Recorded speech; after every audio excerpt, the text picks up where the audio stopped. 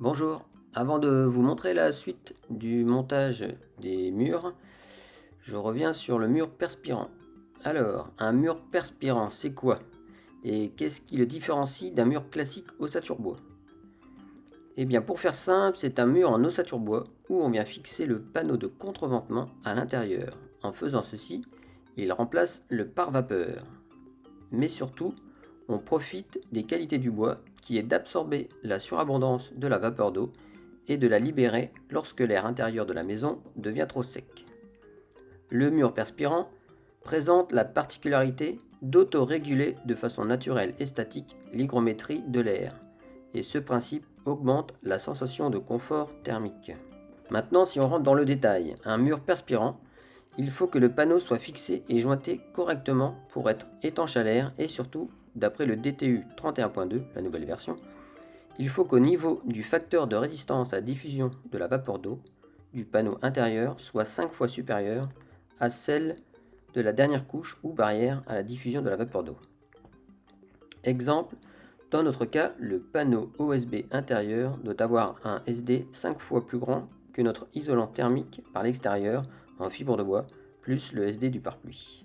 Pour bien étudier la migration de la vapeur d'eau, j'ai fait des tableurs où je représente les caractéristiques de chaque couche. Voici le tableur dont je vous parle. Donc en fait, j'ai fait des tableurs en fait pour chaque partie importante de la maison. Donc ici vous avez la dalle bois, ensuite les murs et ensuite la toiture. Donc nous on va se concentrer sur le mur perspirant ici. Hop. Donc il suffit de rentrer chaque couche qui correspond au mur. Donc nous ici on a un OSB 18, donc c'est de l'intérieur vers l'extérieur, donc on a un OSB de 18 mm, l'isolant donc c'est Stecoflex 0,36, ensuite l'isolant par extérieur donc c'était Ecotherm, et ensuite le pare-pluie. Donc après on rentre toutes les valeurs, donc les SD, les lambda, etc. Là, tout se calcule automatiquement. Et ensuite on vient pareil, donc suivant les couches, j'ai fait un tableau pour tout ce qui est pression de la vapeur d'eau saturante et un tableau pour la pression de vapeur d'eau. Donc on part toujours pour une maison avec l'intérieur un taux d'humidité de 50% et un taux extérieur de 80%. Ça c'est la base pour tous les calculs. Et ensuite on rentre la température qui nous intéresse. Donc à l'intérieur on va partir sur une température de 20 degrés tout le long de l'année, quoi. Et pour l'extérieur, pour calculer le point de rosée, on va prendre des températures donc nous négatives, bon, moins 5, puisque nous en Bretagne c'est rare qu'on descende dans le négatif, mais bon, ça peut arriver 3-4 jours dans l'année, quoi. Donc on va partir sur un cas défavorable, donc moins 5 degrés. Et ensuite, ça nous donne le graphique ici. Hop, je zoome un petit peu. On remarque que les deux courbes ne se croisent pas. Ça veut dire qu'à aucun moment on aura un point de rosée en hiver, hein, au moment où c'est le plus défavorable avec les températures négatives. Donc ça valide le mur avec ses différentes couches. Maintenant, si ce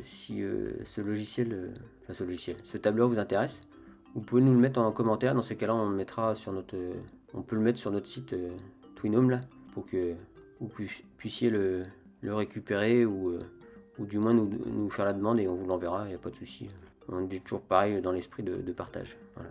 Et vous pouvez faire confiance à ce graphique. Il n'y a pas de souci. J'ai rien inventé, toujours pareil. C'est par rapport à la formation que j'ai suivie là.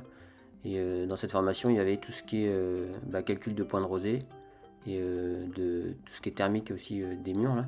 Et donc je ne fais que reprendre les formules que j'ai apprises. Voilà, il n'y a pas de souci, je ne triche pas, hein, vous inquiétez pas. Et donc voilà pour les explications du mur perspirant et de son efficacité, sans pare-vapeur classique, mais avec notre panneau d'OSB. Voilà, maintenant je vous laisse sur la suite du montage de nos murs.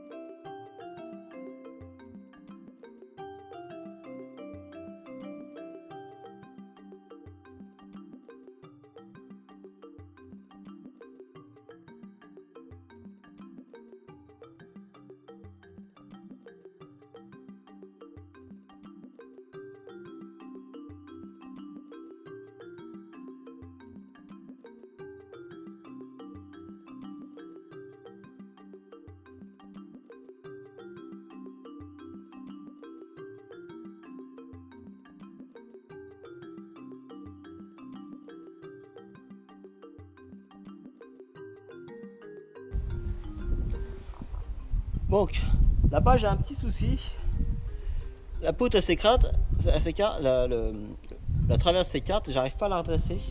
J'arrive pas à comprimer, donc je vais utiliser une sangle pour pouvoir comprimer les deux traverses sur les montants.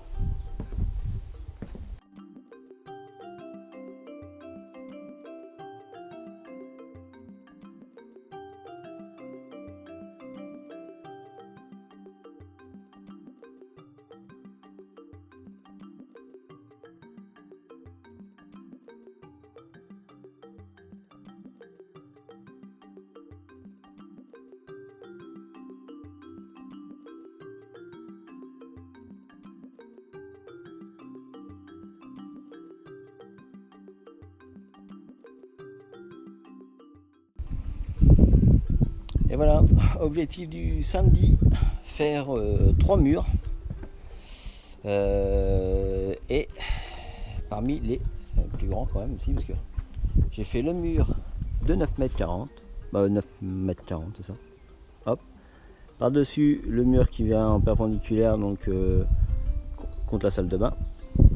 Et il y a le grand aussi, celui-là du salon et du bureau. Demain je vais essayer d'en faire encore 3 à voir, 3 petits peut-être. Allez, je range maintenant. Voilà, donc aujourd'hui j'ai continué les murs. J'ai fait un mur de refend, un mur de contreventement qui contrevente le grand mur de 9,40 m là, ou 9,30 m je sais plus.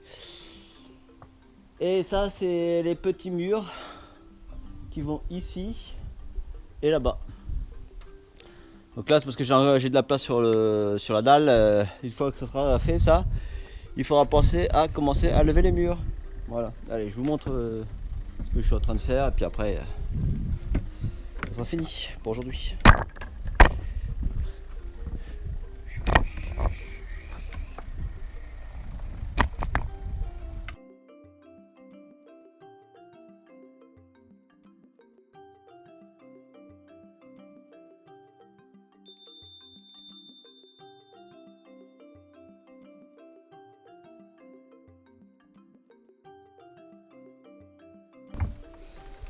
Maintenant je fais un petit point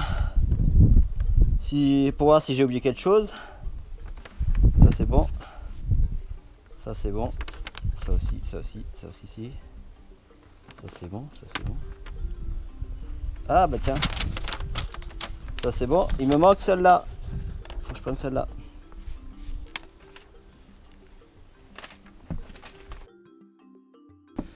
Celle-ci, elle est faite pour reprendre le mur qui va là-bas. Le mur d'une des chambres. Mur perpendiculaire, c'est un renfort. Et après, comme j'avais dit sur plusieurs vidéos, on vient visser pour liaisonner le mur. Donc, vous voyez celle-là. Normalement, j'aurais dû la larder avec celle-là. J'aurais dû la liaisonner avec des clous avec celle-là. Là. J'aurais dû mettre des clous là, ici là. Sauf que maintenant, avec ça, là, je peux plus mettre de clous. Donc, ce que je vais faire, c'est que je vais mettre des grandes vis. Hop, hop, pour liaisonner celle-ci avec celle-là et celle-là. Comme ça, l'ensemble, il sera rigide. Et ouais, c'est des oublis, mais bon, il y a toujours moyen de rectifier.